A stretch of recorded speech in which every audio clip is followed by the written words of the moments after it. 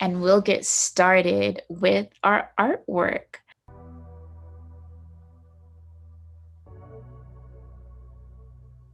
So if you've not already grabbed your supplies, you can use pencils, color pencils, crayons, markers, a notebook, and you might need a ruler. If you don't mind a little wiggly freehand lines, then that's totally fine.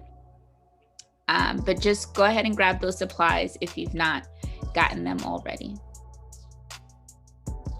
We're gonna bounce on over to West Africa, to Ghana. And so yeah, the Ashanti people of West Africa and Ghana created Adinkra symbols, which are these symbols that are used to communicate profound truths.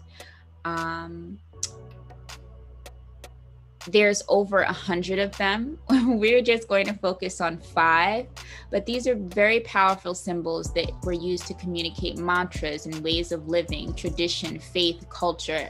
Really amazing, a lot of information packed into these symbols.